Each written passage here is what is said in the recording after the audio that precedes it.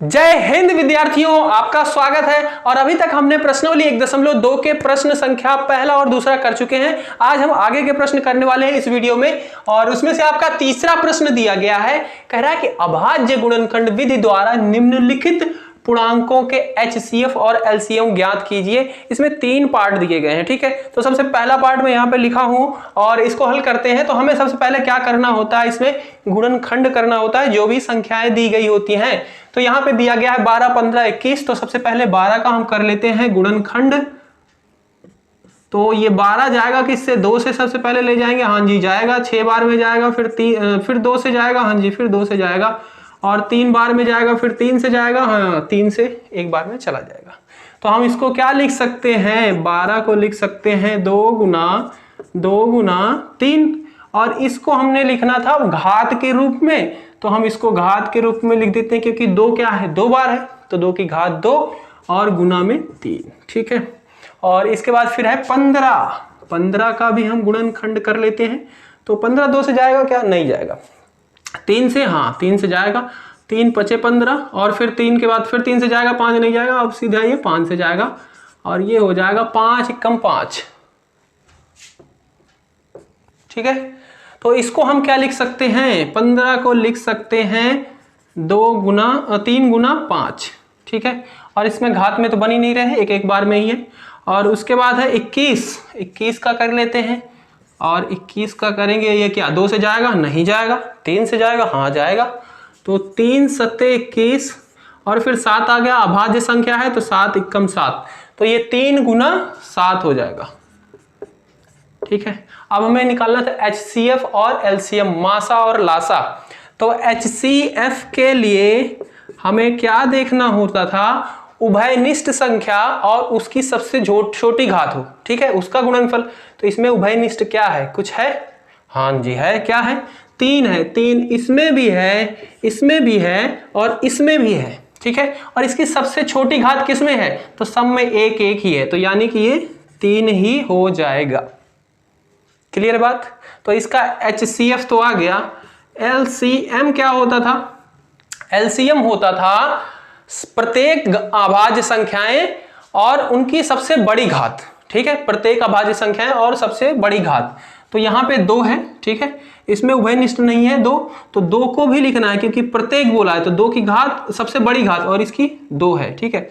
और गुने में फिर क्या है, 3 इसमें भी है, इसमें भी है, इसमें भी है। तो ये जब जो कॉमन होगा, जो उभयनिष्ठ होगा, उसको एक बार ही लिखना है, और उसकी सबसे बड़ी घात, तो सब में 1 1 ही है, तो 3 ही लिख देंगे, ठीक है। और उसके बाद फिर 5 है, 5 को लिख लेंगे, और फिर 7 है, 7 को भी लिख लेंगे, ठीक है। और इसको हम जब गुणा कर लेंगे तो ये आएगा 4 हो जाएगा, 4 तिहाई 12 हो जाएगा, 5 सत्ते 35 हो जाएगा, और ये आपका हो जाएगा 420। 12 को 35 से गुणा करेंगे तो ये आएगा 420। तो ये है, ऐसे आपको इसका लिखना है हल। यहाँ पे डाल देता हूँ हल, इसे नोट कर लो। फिर इसका दूसरा पार्ट करें, मिटा दें, हाँ मिटा रहा हूं। इसका दूसरा पार्ट देखते हैं। दूसरा पार्ट है इसका,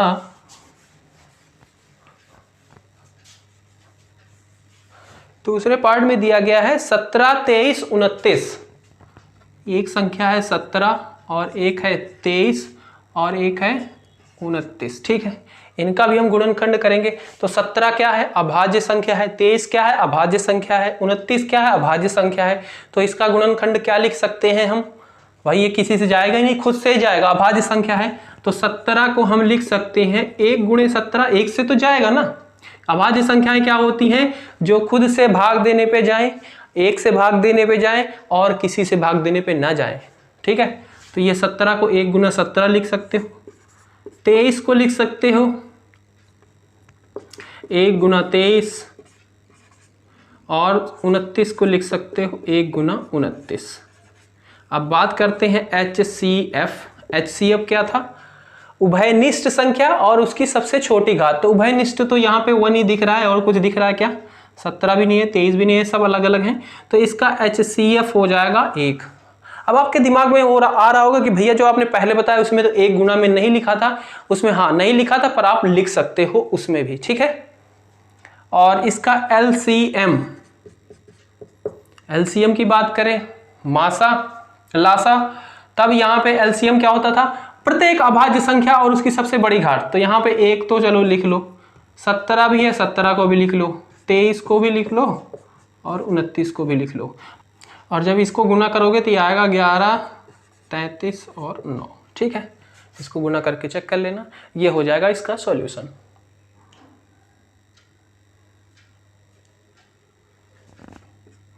ये दूसरा था, हो गया नोट। इसका तीसरा पार्ट है 8, 9 और 25। इसका तीसरा है 8 है, 9 है और 25। ये तीन संख्याओं का आपको निकालना है। ठीक है, तो हम इसका सबसे पहले गुणनखंड करेंगे। 8 तो अभाज्य नहीं है, भाज्य है, तो इसको 2 चौक 8, 2 दूना 4 और फिर 2 एकम 2। ठीक है, 9 का कर लेते हैं। 9 को क्या लिख सकते हो, 3 से ही जाएगा, 3 तिरिक का 9 और 3 एकम 3। 25 का कर लेते हैं। 25 2 से जाएगा, नहीं 3 से, नहीं 5 से डायरेक्ट जाएगा और ये हो जाएगा 5 पचम 25, 5 एकम 5। ठीक है, तो यानी कि 8 को आप लिख सकते हो 2 गुना 2 गुना 2, तो इसको मैं लिख दूं डायरेक्ट 2 की घात 3। ठीक है, और फिर 9 को आप लिख सकते हो 3 गुना 3 यानी कि 3 की घात 2। ठीक है, और ये 25 को आप लिख सकते हो क्या, 5 गुना 5 यानी कि 5 की घात 2। समझ गए? इसका HCF क्या होगा, वही उभयनिष्ठ संख्या हो और सबसे छोटी घात हो। तो यहाँ पे कुछ तो कॉमन दिख नहीं रहा, उभयनिष्ठ तो है नहीं। तो अभी मैंने बताया कि एक क्या लिख सकते हो, सब में गुणा में लिख सकते हो, तो इसके साथ भी गुणा 1 लगा दो, 1 लगा दो और 1 हो जाएगा इसका HCF। ठीक है, उसके बाद LCM क्या होती है, प्रत्येक अभाज्य संख्याओं का गुणनफल और उनकी सबसे बड़ी घात। तो यहाँ पे 2 है और तो कॉमन तो है ही नहीं, तो 2 की सबसे बड़ी घात है 3 और फिर 3 है, 3 की घात 2 गुणे 5 की घात 2। ठीक है, और इसको जब हम हल करेंगे तो ये हो जाएगा 8 गुणे 9 गुणे 25 और इनको जब हम हल करेंगे तो ये 8 × 64 8 9 72, 72 गुणे 25 और 25 दूना 50 के 0 हासिल आए 5, 25 7 और 175 और 175 और साथ में 5 तो 180। तो ये आपका आ जाएगा 1800 इसका LCM। चौथा प्रश्न दिया गया है, इसमें HCF आपको दिया गया है, कह रहा है कि LCM ज्ञात कीजिए। आप कैसे करेंगे भाई, HCF दिया गया तो LCM कैसे निकालेंगे? तो इसके लिए हमने एक पढ़ा था नियम, याद आ रहा है कुछ, कि दोनों संख्याओं का गुणनफल, दोनों भाज्य संख्याओं का गुणनफल बराबर होता है उनके LCM और HCF के गुणनफल के। ठीक है, तो वही यहाँ पे यूज करने वाले। तो यहाँ पे दो संख्या कौन सी दी गई है, पहली तो दी गई है आपको 306, दूसरी दी गई है 657। तो यहाँ पे मैं A B मान लेता हूं। ठीक है, आपको समझने में आसानी होगी। माना A बराबर 306 और B बराबर 507। ये क्या है, A B क्या है, वही भाज्य संख्याएं हैं जिनका निकालना होता था। ठीक है, और अब हम जानते हैं, क्या जानते हैं, एक नियम हमने पढ़ा था, क्या, कि अगर दो संख्याओं का गुणा किया जाए तो उनके LCM और HCF के गुणनफल के बराबर होता है। ठीक है, हाँ जी। अब दो संख्याएं यहाँ पे आपको पता है, 306 है एक और दूसरी है 657 और यहाँ पे इसका HCF दिया गया है। तो HCF की जगह पे 9 लिख देते हैं, ये 9 दिया गया है और हमें LCM निकालना है। ठीक है, गुणे में LCM है, LCM हमें ज्ञात करना है। तो LCM, अब हमने आपको एक चीज बताई थी कि यहां से अगर कोई भी संख्या इधर भेजनी है, ये दोनों साथ में अभी तक दोस्त हैं और ये जैसे ही LCM निकालने के लिए इधर इसे भेजेगा तो ये बिल्कुल उल्टा काम करेगा।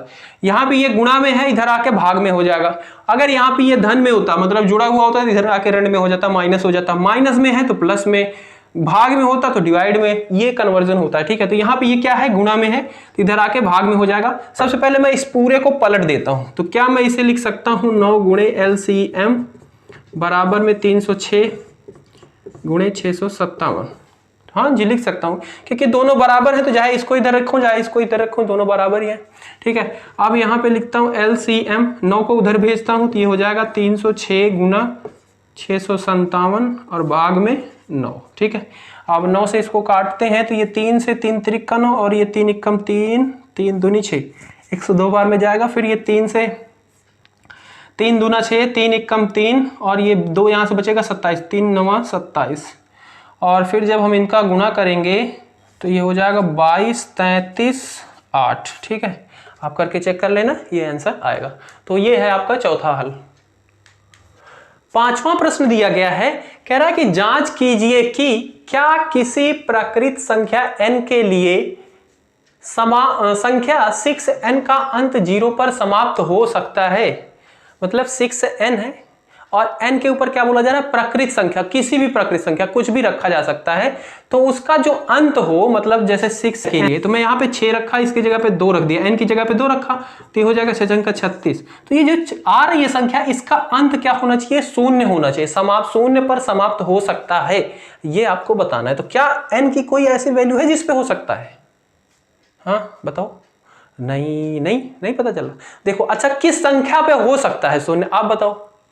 अगर 10 रखा गया हो, 10 हो, 10n हो, अब n की जगह पे आप कुछ भी रखो, कौन सी, प्राकृत संख्या, प्राकृत संख्या, दशमलव में नहीं कि 0.1.5 रख दिया, ठीक है, प्राकृत संख्या 1 2 3 4 5 6 कुछ भी रखो, तो जो भी संख्या आएगी उसके अंत में शून्य होगा, ये कंफर्म है। ठीक है, क्लियर है। तो क्या मैं 10 को क्या लिख सकता हूं, इसको लिख सकता हूं 2 गुना 5, इसके ऊपर भी n, इसके ऊपर भी n। ठीक है, ठीक है, समझना इसको बात को। तो यानी कि अगर हमें शून्य पाना है अंत में तो 10 होनी चाहिए ये संख्या, और उसका जो गुणनखंड हो वो 2 हो या 5 हो, तभी हमें शून्य मिलेगा अंत में, नहीं तो नहीं मिलेगा। तो अब इस प्रश्न को हम कैसे बताएं भाई कि नहीं हो रहा है, ये नहीं होने वाला, शून्य नहीं मिलने वाला। तो उसके लिए हम लिखेंगे हल, क्योंकि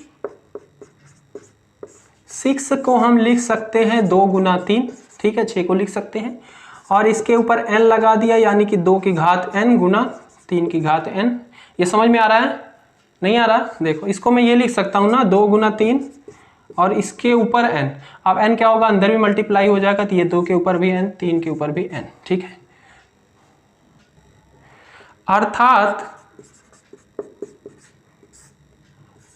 6n के गुणनखंड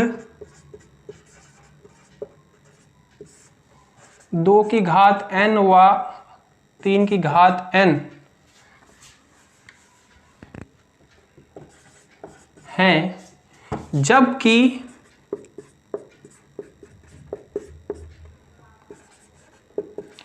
अंत में शून्य लाने के लिए 2 की घात n व 5 की घात n होना आवश्यक है।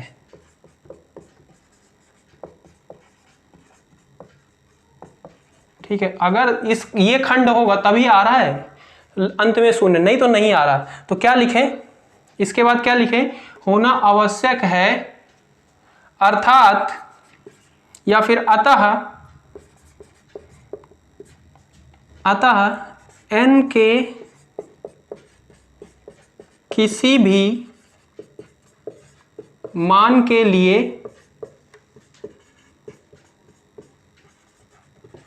अंत में शून्य नहीं होगा। ठीक है, इस तरीके से इसे करना है। छठा प्रश्न है, कह रहा है कि व्याख्या कीजिए कि 7 गुना 11 गुना 13 प्लस 13 और 7 गुना 6 गुना 5 गुना 4 गुना 3 गुना 2 गुना 1 प्लस 5 भाज्य संख्या क्यों है। ये कह रहा है कि ये भाज्य संख्या है, पर क्यों है, कैसे सिद्ध करोगे। तो भाई भाज्य संख्या होती क्या है, भाज्य संख्या वो होती है जो 1 से भाग चली जाए, खुद से भाग चली जाए और भी किसी संख्या से भाग चली जाए। तो आप इसको सिद्ध कर दो कि इसका गुणनखंड जो है इसके अलावा किसी और संख्या का भी है, बस इतना सा कर दो, उसके बाद ये सिद्ध हो गया कि हाँ ये भाज्य है। तो इसको कैसे करेंगे हम हल, ये पहला वाला संख्या लेते हैं 7 गुना 11 गुना 13 और प्लस में 13, और इसको मैं अगर इसमें से 13 बाहर ले लूँ तो एक यहाँ से 13, मतलब इस पूरे में 13 से भाग दे दूँ, बाहर लेने का मतलब यही होता है।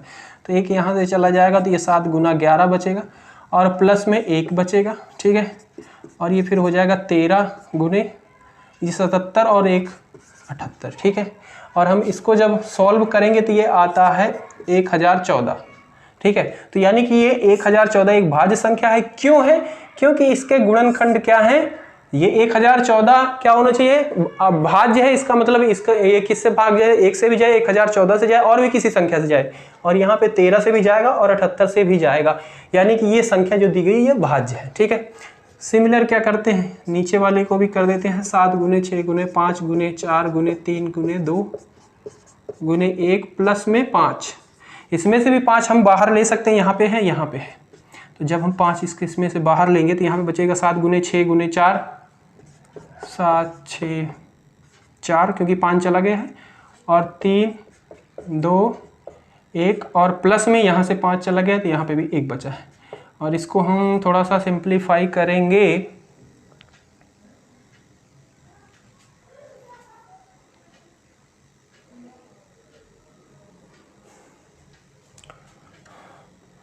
इसको जब हम करेंगे तो ये हो जाएगा 7 42, यहाँ तक चला गया, और 4 तिहाई 12 दूनी 24, और प्लस में 1, और इसको हम हल करेंगे तो ये हो जाएगा 1029। और इसका जब हम इधर हल करके लिख सकते हैं इसको 5145, इस पूरे को हल करेंगे तो ये आएगा 5145, और इसके 2 खंड हमने कर दिए, गुणनखंड 1029 और 5।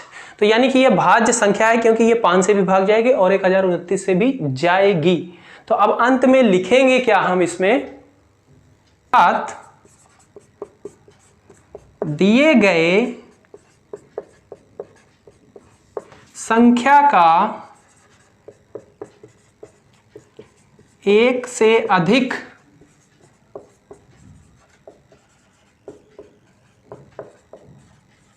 गुणनखंड है, अतः यह भाज्य संख्या है।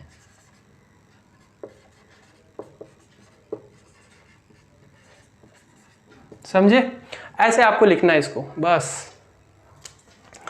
7वां प्रश्न दिया गया है, कह रहा है किसी खेल के मैदान के चारों ओर एक वृत्ताकार पथ है, इस मैदान का एक चक्कर लगाने में सोनिया को 18 मिनट लगते हैं, जबकि इसी मैदान का एक चक्कर लगाने में रवि को 12 मिनट लगते हैं। मान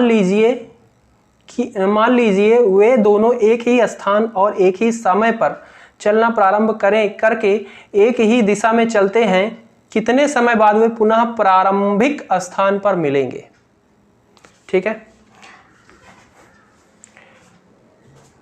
ये प्रश्न है, कह रहा है कि एक कोई गोला आकृति है, इसके चारों तरफ सोनिया और रवि दौड़ रहे हैं और वो एक ही समय पर एक स्थान से शुरू होते हैं और एक ही दिशा में दौड़ना प्रारंभ करते हैं। ठीक है, सोनिया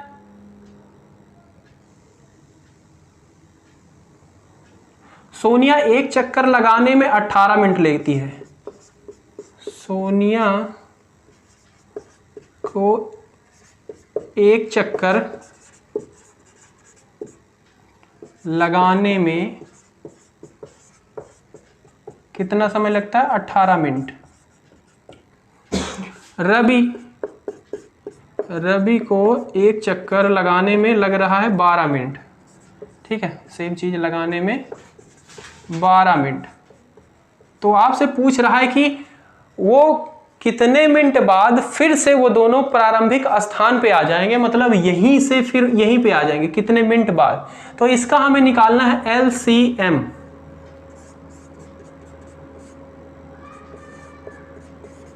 अठारह और 12 का हम निकाल लेंगे LCM। अब LCM आपको निकालना आता ही है मासा, उसके लिए हम इसका गुणनखंड करेंगे 2 6 2 तिहाई 3 एकम, और 18 का कर देंगे, 2 से जाएगा 9 और फिर 3 से जाएगा और फिर 3 एकम 3। ठीक है, यानी कि मैं 18 को लिख सकता हूँ क्या, 2 गुना 3 की घात 2 ये रहा, और 12 को लिख सकता हूँ 2 की घात 2 गुना 3। LCM होता है प्रत्येक अभाज्य संख्या के सबसे बड़ी घात का गुणनफल। ठीक है, तो यहाँ पे 2 इसमें भी है 2 इसमें भी है, इनमें किसकी घात सबसे बड़ी है, तो ये नीचे वाले की बड़ी है, यानी कि 2 की घात 2, गुणे में 3 इसमें भी है इसमें भी है, किसकी सबसे बड़ी घात है, इसकी है। ठीक है, तो यानी कि ये हो जाएगा 4 गुणे 9 और 9 चौक 36, यानी कि 36 मिनट बाद वे फिर से इसी स्थान पे दोनों एक साथ पहुंचेंगे। ठीक है, तो ये ऐसे है आपका प्रश्न, इसे नोट कर लेना बना के अपना। तो इस वीडियो में इतना ही, मिलते हैं अगली वीडियो में, तब तक के लिए जय हिंद जय भारत।